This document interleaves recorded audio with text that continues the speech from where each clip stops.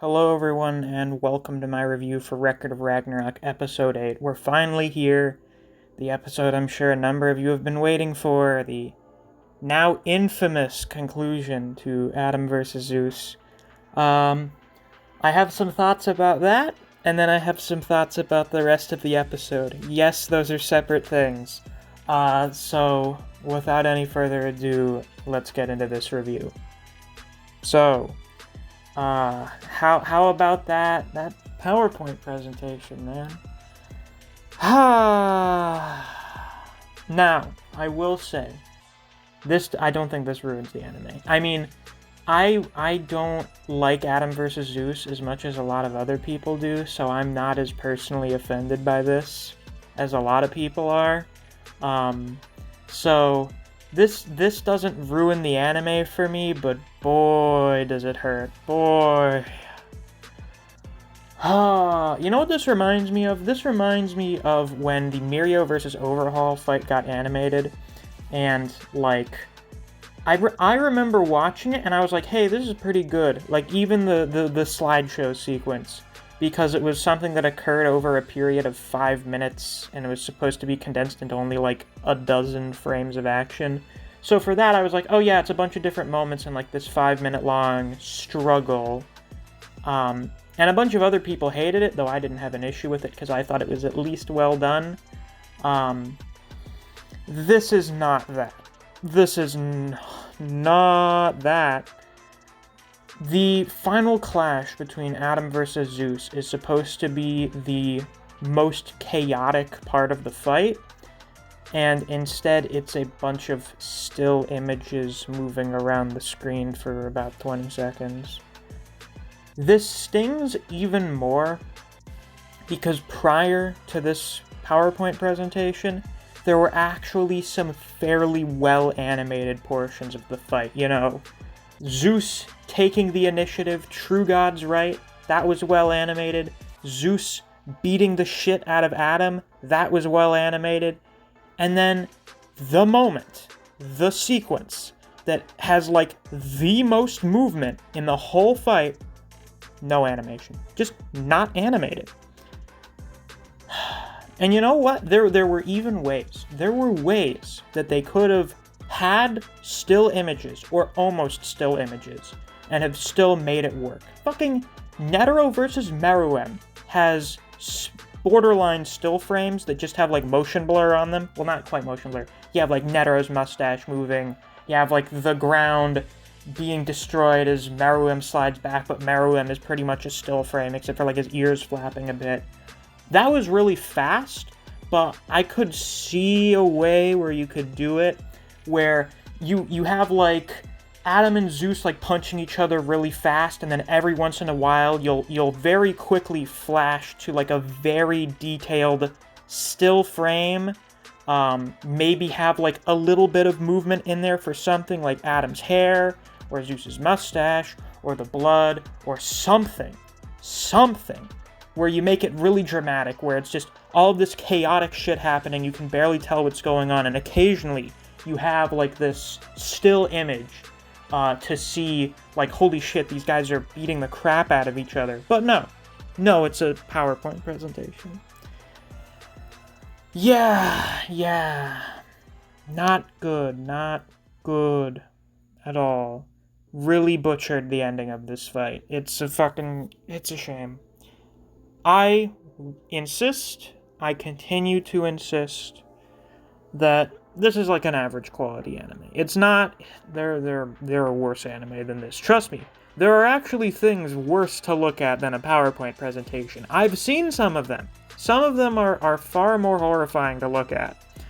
But if I wanted to look at a bunch of very well-drawn still images, I would read the manga. Oh wait, I already do that. It seems like some of you maybe knew or don't know that I review the manga, so this will be the little plug right here that I do review the chapters every month, and we're getting a chapter next week, so you should subscribe if you want to catch my review for that. I know I got a strike last month for the previous month's review, actually, but you know what? Fuck it. we'll take a risk. If last month's review didn't get a strike on my backup, we're going to pray to God that the reviews for this month won't get striked either. But yeah, just the point of an anime adaptation is to add movement to what had been portrayed in a manga. So having an entire movement-filled sequence reduced to still images completely defeats the purpose of having an anime adaptation. Oh well, at least I've heard that Round 3 is actually probably the best adapted out of the 3 fights we get this season, so hey, I'm looking forward to that. Speaking of,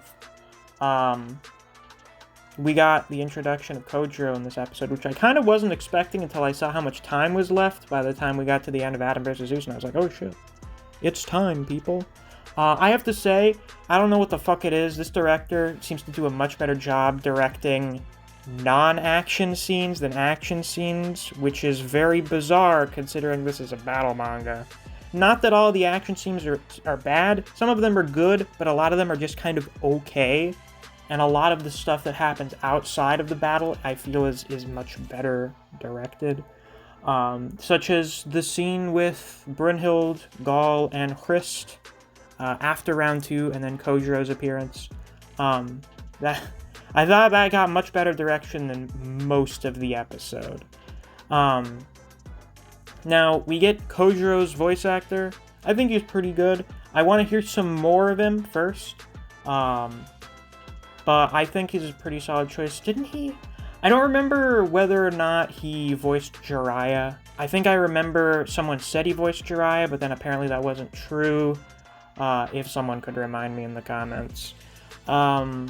Also, I'm thinking about maybe rewatching some episodes in the English dub, because honestly, some of these subtitle lines are just terrible. Like when Kojiro says, "This is the golden age of Kojiro," I'm like, shut the fuck up, Kojiro wouldn't say that. The line from the manga, in other words, "This is my golden age," is already perfect. You didn't need to make it weirdly third-person and self-centered. Doesn't really fit his character, in my opinion. But yeah, Kojiro looks good.